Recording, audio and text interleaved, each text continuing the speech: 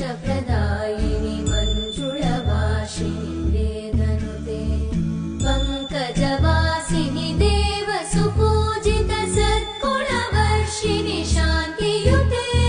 जय जय हे मधुसूदन कामिनि आदिलक्ष्मि जय पालय माम्